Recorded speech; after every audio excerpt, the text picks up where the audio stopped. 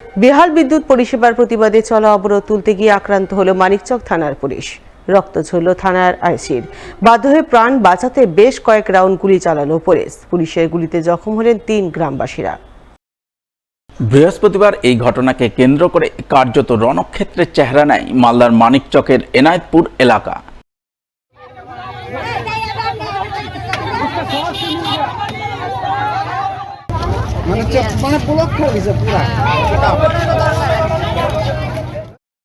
উল্লেখ্য, বৃহস্পতিবার সকাল থেকে মালদার মানিকচক থানা এলাকার একাধিক স্থানে বেহাল বিদ্যুৎ পরিষেবার প্রতিবাদে পথ অবরোধের ঘটনা ঘটে।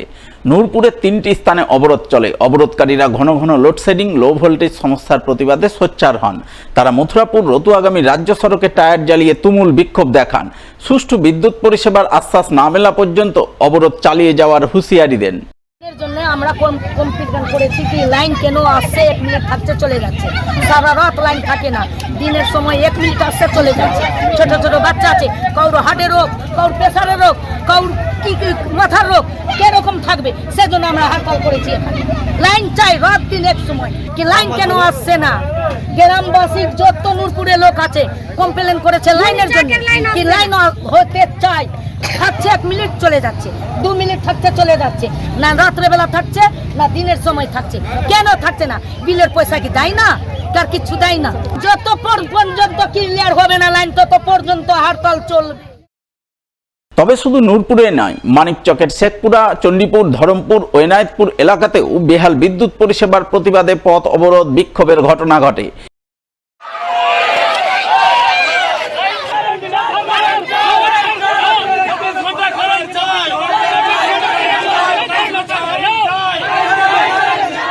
এনায়েতপুর পুরো সমাজ, মিরাগ্রাম, এনায়েতপুর, মমিপাড়া সব গ্রামবাসীরা মিলে পথ অবরোধে সামিল হয়েছে। এই জন্য যে গত প্রায় 20 দিন থেকে, বিগত 20 দিন থেকে 24 ঘন্টার মধ্যে প্রায় 12 ঘন্টা লোডশেডিং করে রাখছে, লোডশেডিং নিয়ে নিচ্ছে। রাত্রি তো মানে 12 ঘন্টা সন্ধ্যা থেকে সকাল 6টার মধ্যে 8 ঘন্টায় লাইন লোডশেডিং নিচ্ছে।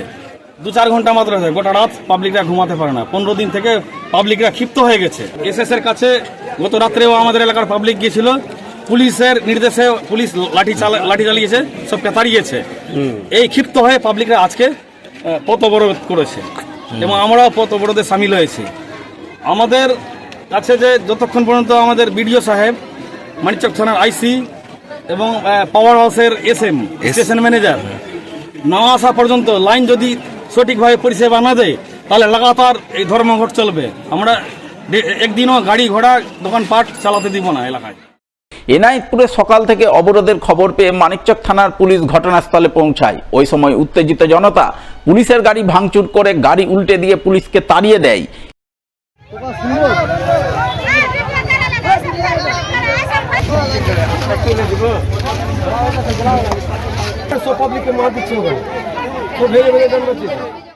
এই খবর পেয়ে মানিকচক থানার আইসি পার্থ সারথী হালদার বিশাল পুলিশ ও র্যাব বাহিনী নিয়ে ঘটনাস্থলে পৌঁছান। পুলিশ অবরোধ তুলতে লাঠি উঁচিয়ে তুলে ধরতেই পরিস্থিতি অগ্নিগর্ভ হয়ে ওঠে।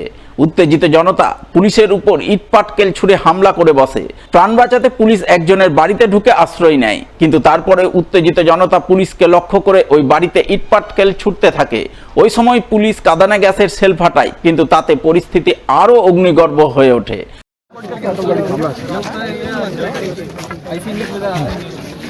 गाड़ी में बैठा के एडमिट के रखे सर, আমাদের গাড়ি যে কোনো একটা গাড়ি ডেকে নেওয়া হয়।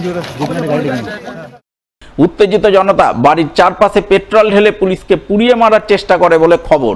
ওই সময় পুলিশ প্রাণ বাঁচাতে বাধ্য হয়ে বেশ কয়েক রাউন্ড গুলি চালায় বলে খবর। সেই গুলিতে 3 জন গ্রামবাসী জখম হন। তাদের মধ্যে 2 জনকে নিয়ে যাওয়া হয় মালদা মেডিকেল কলেজ হাসপাতালে।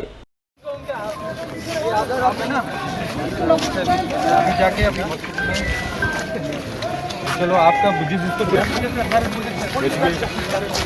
जल ना जल जल जल जल जल जल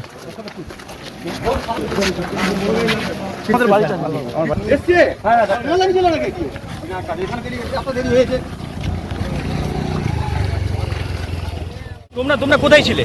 আমরা যাচ্ছিলাম, হ্যাঁ, মারপিট ছিল আর ওরা গুলি ফায়ারিং করে দিয়েছে। কারা গুলি করে ফায়ারিং? ও পুলিশ কি সিআরপিএফ বলে কি বলে আমি জানি না, ও তো ওরা বাড়ি থেকে ওরা চার্জ করছে ফাইটিংটা গুলিটা, তো গুলি চাইরিং করেছে আমি জানি না কি হয়ে আমাকে গুলি মারছে কি হচ্ছে।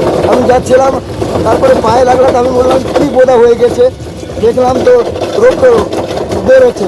তোমরা কি অবরোধ করেছিলে? না না না, কোনো অপরাধ করিনি আমরা। আচ্ছা, তো তুমি কোথায় যাচ্ছিলে? আমি যাচ্ছিলাম বাড়ি। কজনকে গুলি লেগেছে? গুলি তো আমি দুজনকে দেখতে পেলাম। এদিকে পুলিশ আক্রান্ত হওয়ার খবর পেয়ে প্রায় 4 ঘন্টা পর জেলা পুলিশ সুপার প্রদীপ কুমার যাদব বিশাল পুলিশ ও র্যাব বাহিনী নিয়ে ঘটনাস্থলে হাজির হন। পুলিশ প্রথমে কাঁদানে গ্যাসের সেল ফাটিয়ে মৃদু লাঠিচার্জ করে উত্তেজিত জনতাকে ছত্রভঙ্গ করে, এরপর শুরু করে ধরপাকড় অভিযান। সেই অভিযানে পুলিশ মোট 5 জনকে গ্রেপ্তার করে বলে খবর।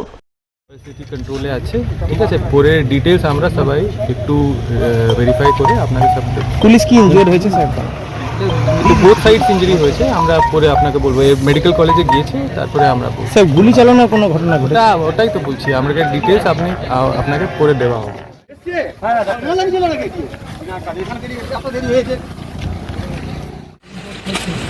গুলি চালানোর কোনো খবর পেয়েছি? এখনই আমরা ফোর্স নিয়ে পৌঁছেছে, জাস্ট ওয়েট, আপনারা সব খবর পাবেন, ঠিক আছে? কতজন ইনজিওর কিছু পেয়েছে স্যার? আপনারা দেখছেন যে আমরা এখনই তো পৌঁছালাম, ওয়েট করুন, আপনারা কি করে।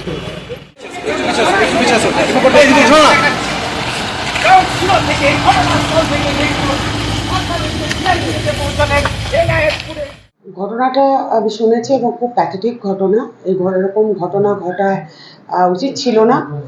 এটা ঠিকই যে প্রচণ্ড গরম চলছে, তার মধ্যে ঘন ঘন যদি বিদ্যুৎ বিভ্রাট হয় সাধারণ মানুষের কষ্ট হয়, কিন্তু সেই কষ্ট যদি আজকে আইন, সেই কষ্টের জন্য আইন যদি নিজের হাতে তুলে নেয়, তাহলে কিন্তু আইন ব্যবস্থা বলে আর কিছু থাকবে না। তবে পুলিশ যে গুলি চালিয়েছে, আমি অন্ততপক্ষে ব্যক্তিগতভাবে এই গুলি চালনাটাকে সাপোর্ট করি না। তবে কোন পরিপ্রেক্ষিতে পুলিশ গুলি চালাতে বাধ্য হয়েছে সেটাও একটা ভাবার বিষয় আছে এবং সেটা তদন্ত হওয়া উচিত। আমরা বসছি এবং বিদ্যুতের কাজ আমরাই করছি, যে আমাদের যে 1 লক্ষ 35 কেমি ট্রান্সফর্মার যেটা বসছি, যাতে একবারে মানে লো ভোল্টেজ না থাকে, তার কাজ প্রায় সম্পূর্ণের দিকে। এখন এই গরমের মধ্যে বিদ্যুৎ না থাকায় মানুষ খুব অসুবিধায় পড়েছে। কিন্তু আমি পথ অবরোধ, মানুষের কাছে প্রোটেস্ট করা আমি সাপোর্ট করি, কিন্তু মারামারি, গুলি চালাতে এগুলো বা কিংবা পুলিশকে আক্রমণ করা, এগুলোকে আমি সাপোর্ট